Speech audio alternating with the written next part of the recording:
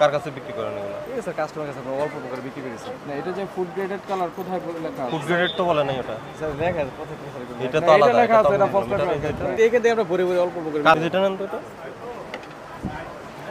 কি করে এগুলো?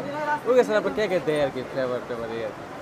চিন্তা আপনাদের একটু কষ্ট দেয়, একটু মানুষ পড়ে যায় স্যার, বুঝছেন? এই জন্য আমরা লাগাই দেখি আর কি আছে এটা স্যার, এটা কোনো লেভেল নাই। ভাই বেকারি টাকারিতে বিক্রি করেন? জি স্যার। বেকারি হোটেল রেস্টুরেন্টে? জি স্যার। দেখছেন কি অবস্থা? লেভেল নাই কোনো। এটা কি জিনিস? এটা স্যার ইমালশন স্যার, তানদানি ইমালশন। দেখি শোনেন এটা ধরেন, আপনি বাইরে আপনি কিসের বাইরে ইমালশন? হ্যাঁ স্যার, এটা স্যার কি করে থাকে আর কি স্যার। এটা তো আপনি লাগে স্যার বাটার স্যার, এখন বলতেছি স্যার।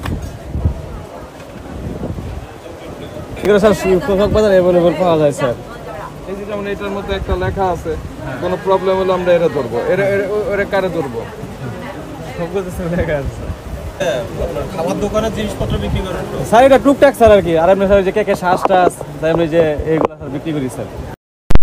কেমিক্যালগুলো বিক্রি করেন, এগুলা লেভেল নাই, কোনো তথ্য নেই, এগুলার কি পারবে কিনা সেটা তো জানেন না। এখানে হাইড্রোজ কোনটা, হাইড্রোজ আর ঘনচিনি কোনটা দেখান তো। আমাদের ঘনচিনি নাই তো স্যার।